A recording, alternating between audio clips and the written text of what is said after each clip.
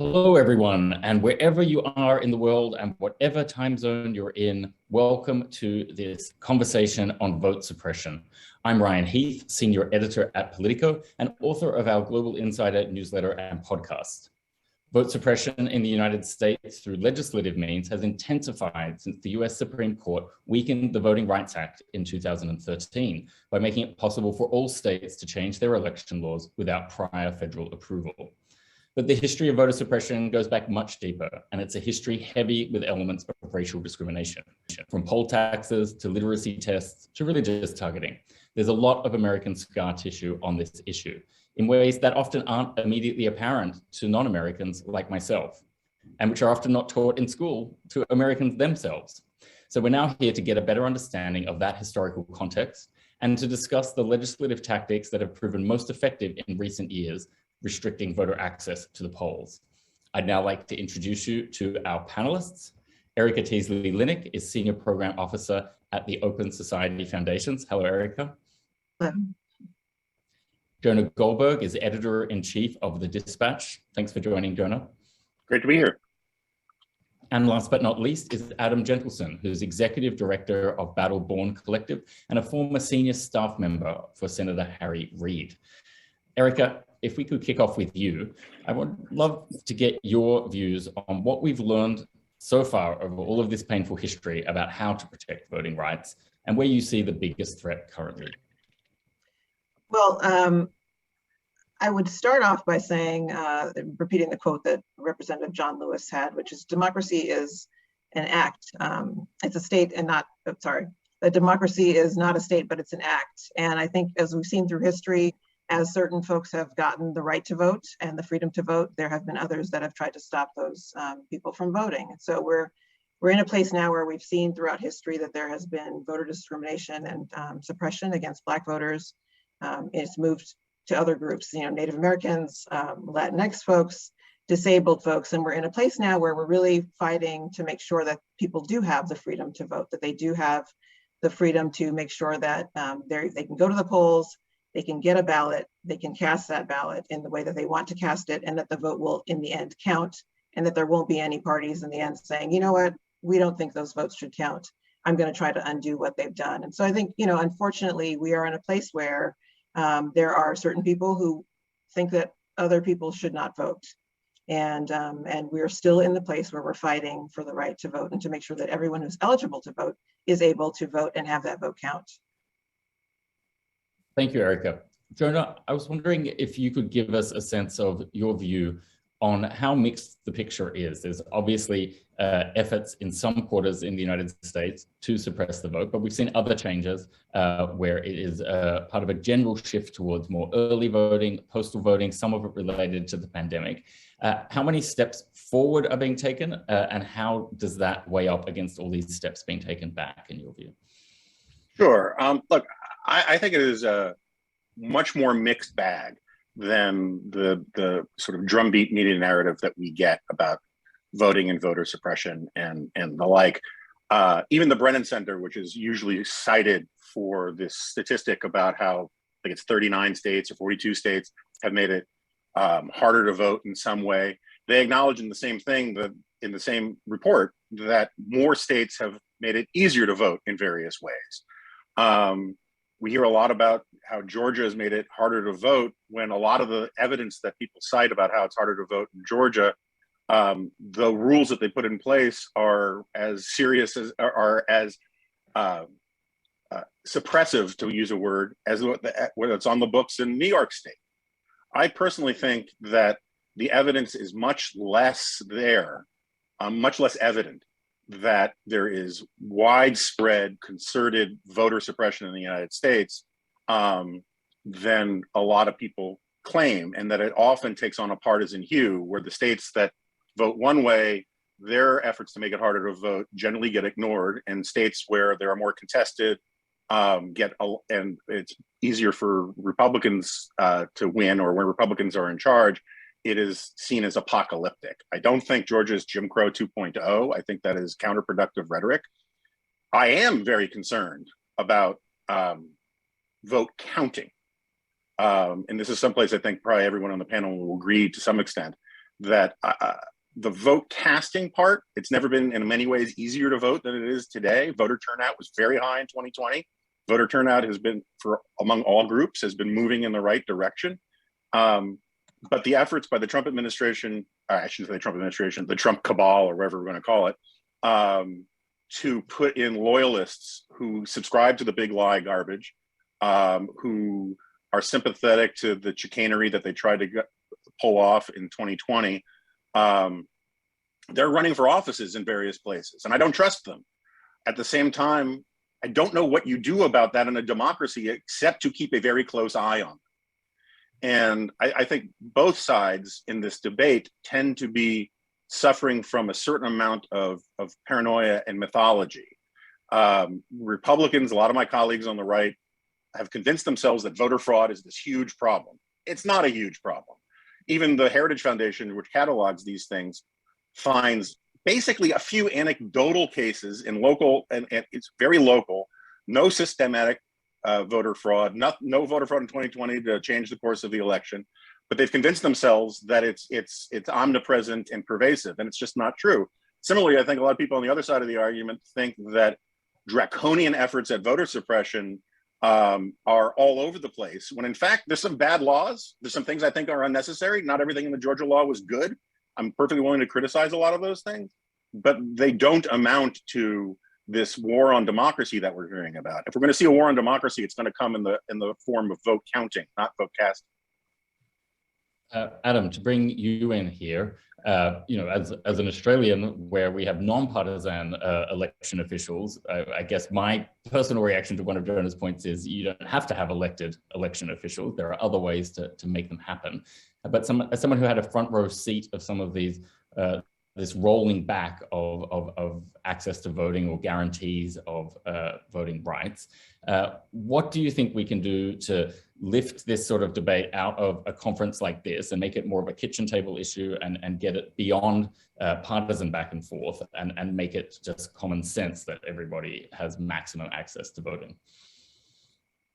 Well, I think that is a very big challenge, and I think I would respond without any easy answers, because I think suggesting that there are easy answers would be misleading. But I think it's worth taking a minute to appreciate the extent to which this has become a partisan issue, because I think you need to examine that aspect of it before we are able to develop answers to your question. I think to Jonah's points, about it being easier to vote, I think those points are certainly well taken, and there's a lot of truth to that. But I think what is troubling to many, not just on the left but across the spectrum, is the extent to which this has become a partisan issue, and what is happening here is not sort of a broad effort to stop people writ large from voting, but rather to stop specific populations from voting or voting at high rates, and trying to make it harder to access the ballot for specific populations. And so, where you see that happening are states where you've got a state like Georgia, which is, firmly controlled by Republicans, but has an emerging Democratic electorate. Democrats won both Senate seats there in January. And, enormous tension between the sort of diverse Democratic coalition that is powering the rise of Democrats in Georgia and other Sunbelt states, and Republican officials in control. And so this isn't, Republicans aren't trying to make it harder for everybody to vote. They're trying to make it harder for specific communities and specific populations to vote. And that's where you see parallels to Jim Crow coming in. I agree that it is important to distinguish between, the reign of terror and violence that was imposed under Jim Crow to keep it in place. But I also think it's important to draw out some of the parallels that are educational. And Jim Crow was able to be imposed because you do have partisan voting officials. A lot of the implementation came at the very ground level, and that kind of suppression is very hard to unearth. It took the Justice Department many years and lots of effort to uncover evidence that led to the passage of the Voting Rights Act in 1965, because it's so hard to find voter suppression happening, and catch the officials red-handed. So I think, realizing that what we're dealing with here is a sort of targeted effort to stop specific communities from voting, not voter suppression writ large, is important context. So what do we do about it? I think that focusing as Jonah has done, and I think many center-right voices have done on this as a fundamental issue, sort of core tenets of our democracy, is very important. Making progress in Congress is very important. There are conversations going on right now between Democrats and Republicans that are centered around the Electoral Count Act and this question of counting the votes and making sure that is happening accurately, but have the potential to expand to include some other issues. I think bringing that into the conversation is very important. And I think, trying to restore some sort of status quo where these laws are passed on a broad bipartisan basis. The previous reauthorization of the Voting Rights Act passed the Senate by a vote of 98-0, so unanimously. And today we are seeing a much more partisan tint to these efforts. So I think having a conversation where we focus on voting as core to our democracy is not a partisan issue in the public sphere is very important. And then encouraging the work of senators who are trying to restore some bipartisanship to this in practice on a legislative front is also very important to trying to get to the place where this is more normalized and is seen as less of a partisan issue. Erica, I want to give you the chance to react to any of those thoughts that you'd like to, and then also throw it forward with a question to everyone, and you get first bite at it, Erica. Should we be focusing on legislation and Congress, or is the best line of defense against voter suppression something more like climate change, where you fight it wherever it is by whatever means? Well, I think you do both things, right? So we know that there's a lot of action, as Adam was mentioning, there's a lot of action happening in the states. There are state legislative measures that I believe are targeting certain types of voters from voting. You have strict voter ID laws that will specifically target certain communities. College ID doesn't work in some states. It should. It has your name on it. If you're a college student, it might have your year of birth, but it doesn't have the address. It doesn't have, and so I think there are ways to craft legislation where you say there should be identification. I think it seems to be general knowledge that a lot of people think, well, that seems fair that you have voter identification. You have to have ID to do a lot of things around the world or in the country, and so you should be have a broader definition of what identification can be, so that everyone's identification can work. In Texas, your gun license works, but your student ID doesn't work. We see what's happening on college campuses. Another way to discourage students or make sure students can't vote is to make sure that there are no polling places on large college campuses. Those have been taken off by legislation that says you have to have a certain number of parking places that aren't permit parking places. We know that disabled voters may need assistance at the polling place, and then you have laws that say no assistance. You can't have an assister, and you can't have anyone help you vote at the polling place. So we know that disabled voters are being affected. Students are being affected. African Americans, no Sunday voting. Well, there's a Souls to the Polls effort. We know that folks will talk about voting in church on Sunday, and then they may go over together in a van together and in a bus together. Black Voters Matter has been, taking folks to the polls, and it's been an exciting, sort of uplifting, joyful experience to take part in our civic, duties and to do it together. That becomes against the law. So I think, in talking about whether certain folks are targeted or not, I think we could beg to differ on that. And I think also, we should be thinking about it in terms of civic education. We want everyone to participate. We know that Americans, when they're polled, people say, I like having choices. I like being able to vote early. It may be convenient for me. I like being able to do it in the mail because I can do it at home, in the privacy of my home. I can select whatever I want, put it in the mailbox, take it to a drop box. I think we like choices. We like choices. People like to have options, and certain options are being taken away because certain people are using certain options, and those in power want to keep power and don't want folks to have those options. So I think it is important to look at exactly what these laws are saying and doing, and what those impacts are, what the actual real impacts are, and who's standing in long lines, who's not standing in long lines. So I think, we should really be looking at the effects of the laws that we're passing, either federal legislation or state legislation. But I think, the federal legislation that was having difficulty passing, and we'll see hopefully we will see Freedom to Vote Act and John Lewis Voting Rights Advancement Act pass in the future, and those will provide protections to folks who are in states where the state legislatures are really sort of holding on to power and are trying to stop certain folks from voting.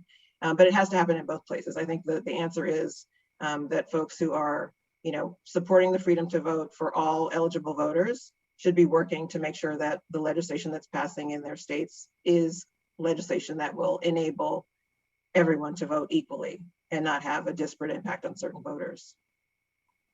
Jonah, what for you is the best line of defense against voter suppression? To be honest, I think Adam kind of hit on part of it. I think that part of the problem is this perception that this is a contest of power that is driven by partisan considerations. And it would be much better if we had, I have my issues with some of Australia's voting rules, but I'm softening on some. Force you to vote. I've been fined before one time I didn't vote. Well, look, I mean, it's a funny thing. Like for years, I'm still against compulsory voting, but I recently wrote a column for the LA Times saying, at least as a thought experiment, we should try it once, because part of the reason you have these efforts to suppress certain voters or turn out other voters at higher levels and all the rest is this pervasive view that if everybody voted, one side would do very badly. And in the reality, Darren Shaw wrote a fantastic book on this called The Turnout Myth. There is no evidence going back 50 years in the political science that said if every single American voted, it would change the outcomes in an obvious one-sided partisan way. I think there are a lot of liberals who have this sort of vague idea that there's this vast untapped resource of voters that if they could just activate them, it would work to their benefit. But the reality is, high voter turnout helped Glenn Youngkin in Virginia. Voter turnout, it's funny, people have skepticism about opinion polling where we ask, 1,200 people in a country of 332 million people what their views are. So how is that even possible? And yet when you have an election and 100 million people vote, that sample is actually going to be pretty useful to tell you where the American people are at. And so I think this fear, there's both sides have this abiding fear that they're simultaneously outnumbered and that they in fact represent this silent majority of real Americans. Neither thing is true. I agree entirely that democracy is a contested thing and it's an action. And one of the reasons why why the founders created a system where we have elections all of the time in this country is because voters move and voters are persuadable and coalitions shift and interests shift. And if we could just simply bleed some of the drama out of the idea that if we can just cheat or play with the rules, we'll get the outcomes that will benefit our side, it would take a lot of the passion out of this. And we should just simply have passion for fair elections where everybody who wants to vote can vote. We can have arguments about, about what constitutes suppressing votes versus what constitutes, expanding convenience to vote. I think there are prudential, reasonable differences on all of that. I personally didn't think it was a vast step backward to the dark ages for Houston to get rid of 24-hour drive-through voting. But I heard a lot of people say that it was. And so I think departisanifying the whole thing would go a long way and turn it into what it really is. It's just a difficult public policy issue to get millions of people to do something that they want to do, that they feel a certain civic obligation to do, without turning it into this twilight struggle in a contest for power. And the only other thing I'd say about that is that you need to have a certain consistency on all sides about this stuff. There are an enormous number of, I mentioned New York earlier. I grew up in New York. My brother ran for city council in New York. New York has incredibly arcane rules. They keep changing the times when you're going to have primary votes because there are a whole bunch of vested interests in New York State that benefit from low voter turnout. And that never gets called out as like outrageous suppression. And the trick is to make the case for voting, as I think my panelists are doing, on the merits, regardless of what the partisan outcome is. We've heard a lot from Democrats over the last few years about the evils of gerrymandering and Republican cynical gerrymandering. And that's a whole other conversation. And then New York just did one of those outrageous gerrymandering schemes we've seen in a while. People pick up on this, and the lesson they take from it is both sides are playing games for partisan interest, and that takes the good civic-minded, patriotic motivation about just getting the system right for everybody out of the equation. And that's what I think all of us can agree on, is that we want a fair system for everybody. Just based on personal experience in Australia, I agree with you that compulsory voting wouldn't really alter which side turned out more. But what it definitely does do is alter the character and the tone of the debate, because it forces candidates to address all voters. So you don't win by rallying your party's base or catering to the loudest minority interests. That's the biggest appeal to me, is both of our parties are interested in base turnout strategies, which leave the vast, largely non-ideological middle of America, the persuadable voters who just want certain things from their government, out of the equation. And it creates ridiculous nonsense on Fox News. It creates ridiculous stuff in the fever swamps on both sides. And that's the appeal of it to me, is I want to get back to a system where the election deciders are the middle of the road voters. Yeah. Right. Time to bring in an audience question now. Penny from Minneapolis asks, what can I do to protect the proper counting of votes in states other than my own, where the integrity of the vote is in jeopardy? Adam, we haven't heard from you in a while. My apologies. I'll let you give the first bit of advice to Penny. I would say volunteer as a poll worker and run for local office. I think, as I think Jonah mentioned early on, our elections are administered in a hyper local way in this country.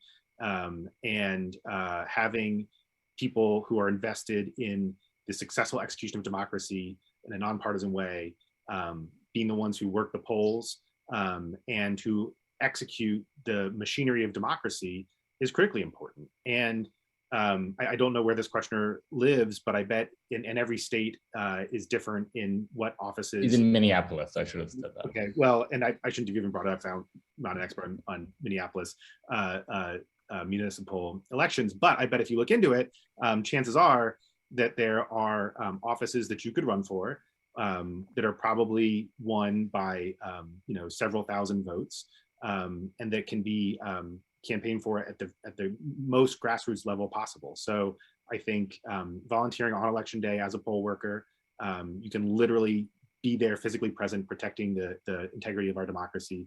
And if you'd like to take that commitment further, looking into running for office or volunteering to help others who are running for office, who you are sure, whether they're Republicans or Democrats, are committed to the fair execution of our democracy, would be my suggestion. Great. Erica and then Jonah, do you have any extra advice for Penny?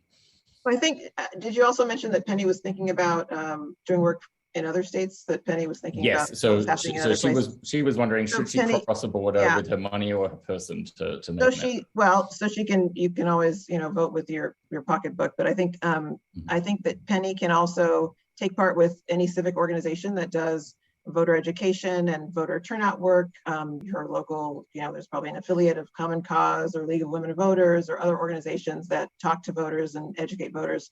And they do phone banking, and they will call voters in other states. And Penny can talk about what she believes about different laws in those states and educate voters in states other than her own by doing phone banking and texting and other activities too. And when we talk about voting as being an important thing to do, but there are so many other things that you can do to be civically engaged, right? So you can attend meetings, you can participate in participatory budgeting if that's happening in your state. You can protest, you can write letters to members of Congress or your local Board of Education and be involved in that way. And so I think, we have to encourage folks to do all those other things that make you sort of like, a part of your community and a part of the civic life. Great. Jonah, I've got another audience question for you. This comes from Matthew, who's a Cornell graduate student, and he'd like to know, what measure do you think would be most effective in discrediting false claims of election fraud? If you can come up with one, I'm eager to hear it, because I spend an enormous amount of time telling friends, families, and former, political allies, that they're wrong, and I think this sort of ties into something that Linda was saying. I've written for years that I have problems with, long periods of early voting, making voting sort of as easy as conceivably possible, turning into something where, you watch the Democratic primaries, by the time a lot of states got to vote, half the candidates had left the field and they had cast votes for people who are no longer running. I think there are legitimate prudential problems with some of that stuff. That said, I think that, I think I put it this way. Linda's right about civic engagement and citizenship. And part of my critique of early voting is that I've always seen voting as not necessarily the final word of your civic engagement, but certainly not the first step of it, and that you should, as a citizen, you have a certain obligation to bone up on the facts, know what you're talking about, be aware of what the candidates have to say and whether, and all of the rest, know what's going on in your local community. And I think citizen education is just a huge problem in this country. I mean, the polls showing that, the number of people who can't tell you what the executive branch does versus the judicial branch, or can't name Supreme Court justices, or can't tell you who the vice president is. These things, make me want to cut myself. They're just very depressing things. And I think we would have a better democracy, a richer, fuller democracy, if people valued the things other than just voting, that led them to give more informed decisions when they vote, whether they're very liberal or very conservative or anything in between. And so encouraging people to have the conversations that, democracy depends on conversation, because democracy is not about agreement, it's about disagreement. And having thoughtful, serious disagreements with people where you marshal facts and reason to make your case is what democracy is supposed to be about, going back to what politics is supposed to be about, going back to Aristotle. Now, we've got about 3 minutes left, so I'll do one final question for a brief answer from each of you. And it was that I noticed we haven't talked about online voting at all as a way to get through some voter suppression hurdles. And that might be particularly useful for voters who are living with a disability, for example. But I just wanted to get your reactions on whether you think there is a role for online voting in dealing with some of these issues. And maybe we'll go Adam, Erica, and Jonah as our order of answer. Yeah, I'm sort of a maximalist. I mean, I really do think making it as easy as possible to vote is the thing to do. And if there's a way to, obviously you'd have to make it secure and make it not susceptible to fraud, and that is far beyond my area of expertise. But if you assume in the premise of the question that there is a way to make it secure, then I would certainly be in favor of it, because I think it should be as easy as rolling out of bed. I do think that's a good way of encouraging civic participation and engagement. Erica? Well, I guess I would agree with Adam that we are concerned about safety of voting and making sure that anything that you do online, we now see what can happen online. And so I think, I'm skeptical about how well online voting could work. I think online voter registration is important. It's important to be able to, register to vote as long as we have to register to vote. And there's no, compulsory voting here, or the abolishment of voter registration, which I think, that's something that we should look at. Voter registration was really started to stop people from voting, to make it more difficult to vote. And so if you turn 18 and you're a citizen, you should just be able to vote. So, but online voting, I think, yes, I agree that it's best to have as many options as possible, and to have as many options where people feel comfortable, whatever the way of voting that there are ways that people feel comfortable doing so. And so I think for members of the disability community, or if you're out of the country and you need to vote, that if that's a secure way to vote, then I think that would be fine. Excellent. And the final word to you, Jonah. Yeah, and once again, I'll be the skunk of the garden party. I think online voting is a terrible idea. I will stipulate as a prudential matter, if you have people with disabilities, that it's the best possible solution. I'm certainly open to that. Same thing with people who are living abroad. I'm open to that. But as we saw, a lot of those kinds of measures that started as carve-outs for very specific cases very rapidly became the norm in lots of places. So I think Oregon has only mail-in balloting or something close to that. There is something to be gained as a matter of civic ritual from actually going to a polling place, from actually doing the process outside of your home. And I think it's of value. But moreover, like, not only, I mean, the big if in both of my colleagues' answers was if we can make sure it's secure. The problem as I see it is, first of all, that's a big if, but there's a follow-on. You also have to convince the American people that it's secure. And the amount of skepticism that we have in this country about existing voting systems, I just think goes on steroids if you start telling people that, we have people, there are people in my family who believe that, the ghost of Hugo Chavez with Chinese hackers stole the election. And Rudy Giuliani talking about how most votes are counted in Italy. And of course, that's bananas. But if you actually have online voting, those kinds of arguments just sow even more doubt, are so much more open to this kind of stuff. I've been talking about Russian hackers and all of that kind of thing. Tangible paper ballots, I think, have a huge value, even if we're stuck with long periods of early voting and all the rest. At least you have something physical to hold on to and say, no, look, this actually was the vote. And I think online voting is a solution in search of a problem. Very good. Well, I want to thank each of you for your fantastic contributions. It's now time to throw it forward to the next session. Thank you very much, everyone, for joining. Thank you. You.